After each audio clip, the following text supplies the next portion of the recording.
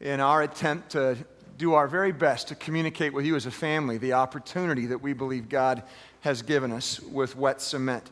An opportunity to make impressions for life, not just today, but for years and years to come. And we talked early on, week one, about how this is really not about a building. It's not about money. It's really about trying to further a mindset of priests who are willing to reflect God to others. Priests who are willing to do that as they go, as they move forward into the opportunities that He brings. I want to just remind you from what you just heard this morning in the water. Those stories that you just heard, I want to just remind you there was a father who was willing to be a priest. I want to remind you, those of you who sit in this room on a Sunday morning, somebody pulled into a visitor's parking space and somebody was willing to be a priest. It really matters, your sensitivity in mind to those that God brings our way. He brings people your way in the everyday of life. We have opportunities every day to have our priestly antenna up. Here on a Sunday morning, somebody pulls into a spot and we've got someone going and giving a greeting and helping people feel welcomed. It is everywhere you are, these opportunities to pass along God to others. And we're thankful that we get to be a part of it as a family. Today, we're going to begin a discussion. This will be a 2-week discussion about something that I think is really important for us to consider as we think about not only our contribution to a project, but also just the way we flat out approach life. And that is, we want to talk to you today about generosity. I've talked to you about being priests that get God all over you. I've talked about getting His kindness all over you. We've talked about getting His compassion all over you. We've talked about getting His justice all over you. There's so many attributes. I want to remind you this morning that our God, my friends, and Mitch is going to tell us a little bit about this as we jump in here this morning. He's a generous, generous God. And I want for you and I the privilege of drawing near to Him and understanding more and more what it means to, in our response then to others, be generous people. And can't wait to have you learn more about it this morning. Well, what's it mean to have a generous heart, to have a heart that's gracious, a heart that, as Paul wrote to Timothy, that's generous and willing to share? I took a look at this in Proverbs because I sat where you sat, and sometimes was on the other end of a television screen in a hotel room watching a church service. And I heard preachers and pastors talk a lot about giving money. And usually they were on the receiving end. But as I was studying the Bible for myself and applying it to my own life and business, I was experiencing a more holistic approach on what the Bible has to say about resources in life. 3 resources in life: our time, our talent, and our treasures. And they flow from the heart.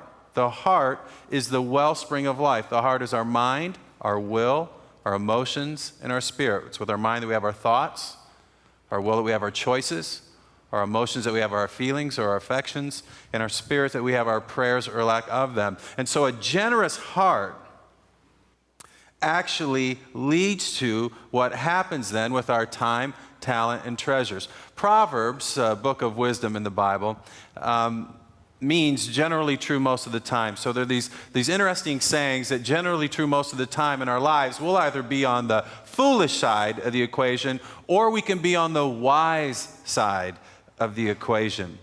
And wisdom, you've heard me say this before, is the intersection of the vertical with the horizontal. It's the sweet spot of where the vertical, my relationship with God, God's heart, intersects with the horizontal, street smarts. How to make sense of my circumstances, my tasks, and my relationships with other people. So again, Hokmah in Hebrew, the Hebrew word for wisdom, is God's heart intersecting with street smarts. It's applying God's heart and making it sticky to my circumstances. And so here's what's kind of interesting to me. Tucked away there in Proverbs 3:34 is this verse that New Testament writers refer to, so they must have deemed it rather important. And it's that God is gracious. God gives grace to the humble. God opposes the proud. Now, what's that have to do with Wet Cement?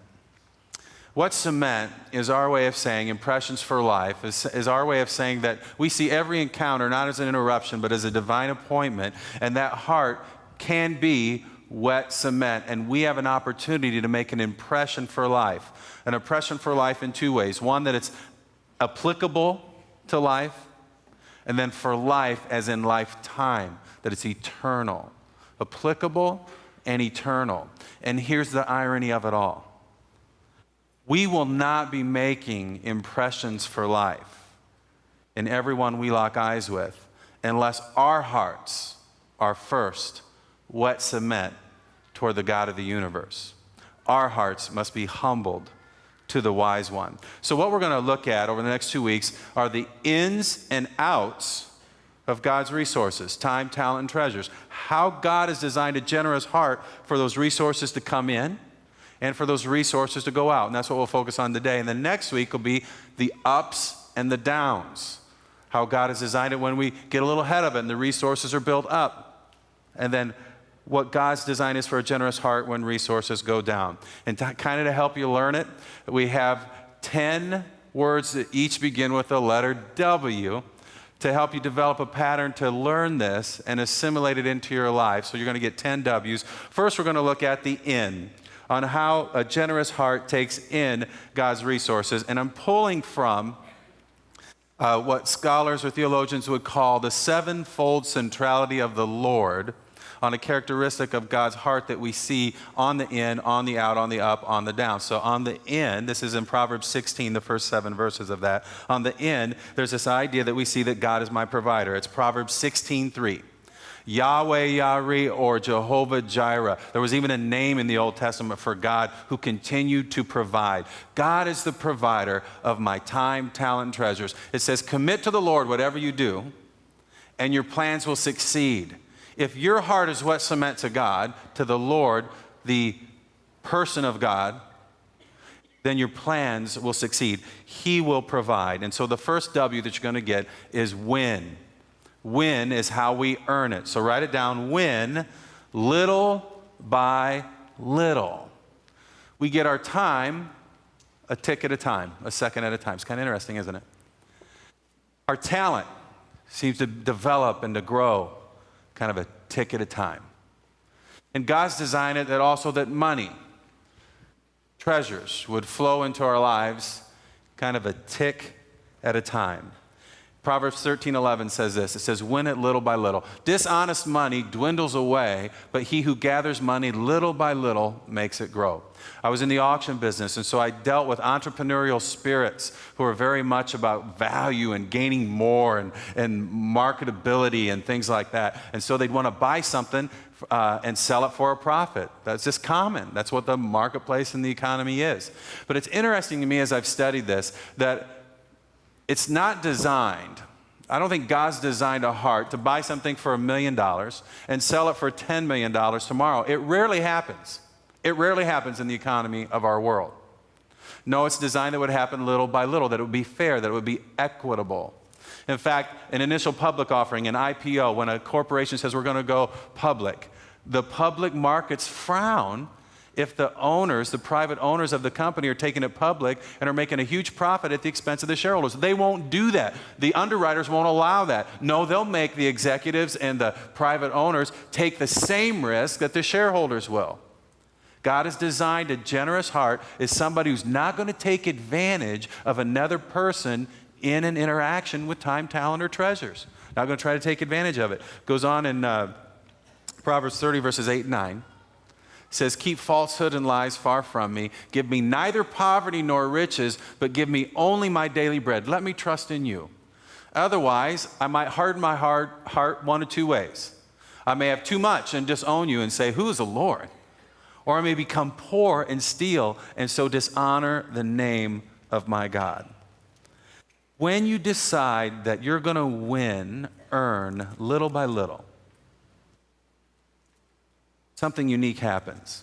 You have to trust God for the volume. You have to trust God to bring enough buyers and sellers or whatever it is your way for that to happen. And the irony of it is that's why they come. Because you have a heart that's generous. You're generous as this resource comes in. So will you today ask yourself, do I have a generous heart in the process of winning assets, of winning money even?